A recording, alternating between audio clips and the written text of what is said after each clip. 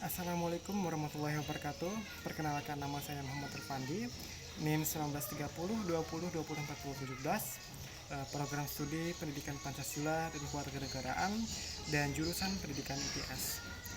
Terima kasih atas kesehatan dan kesempatan yang diberikan Tuhan kepada saya sehingga saya bisa menyelesaikan tugas saya ini dalam keadaan sehat tanpa kurangan satu apapun. Baik, di sini saya akan memberikan suatu materi kepada teman-teman, yaitu berkaitan tentang kalimat efektif. Ini bahasan kita masih bahasa Indonesia ya, yaitu tentang kalimat efektif.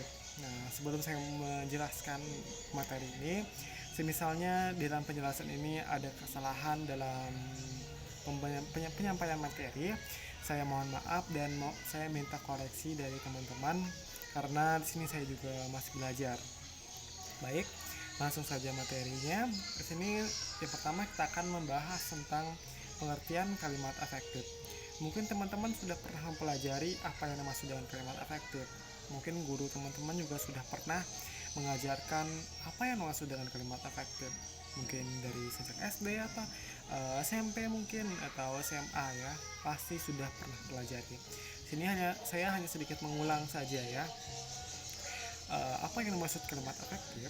Kalimat efektif ialah kalimat yang memiliki kemampuan untuk menimbulkan kembali gagasan-gagasan pada pikiran pendengar atau pembaca, seperti gagasan pada pikiran-pikiran pembaca atau penulis. Itu merupakan pengertian dari kalimat efektif. Lalu apa saja ciri-ciri kalimat efektif itu? Yang pertama, memiliki unsur penting atau pokok ya, minimal unsur SP. Nah, SP apa itu SP? SP itu kayak pelajaran apa ya? SP itu merupakan singkatan dari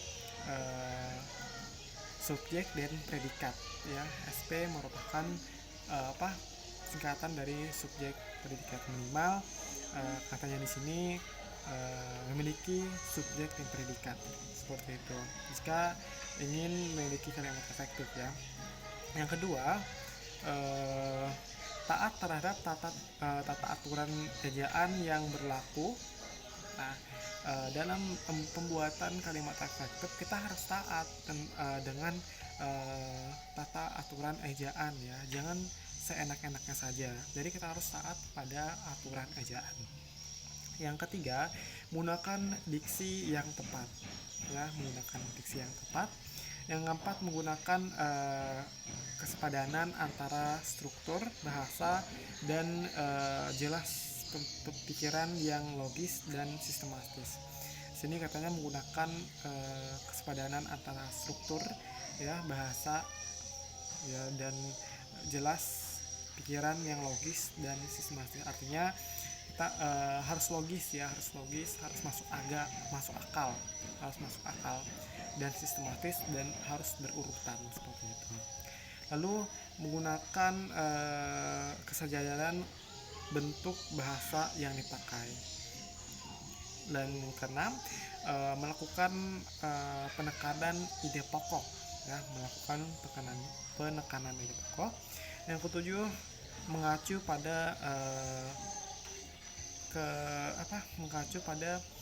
kecepatan pengguna kata ya, mengacu pada kecepatan pengguna kata. Yang terakhir itu menggunakan variasi struktur kalimat, artinya kalimatnya bervariasi ya, tidak hanya satu. Lalu ada penggunaan kalimat efektif.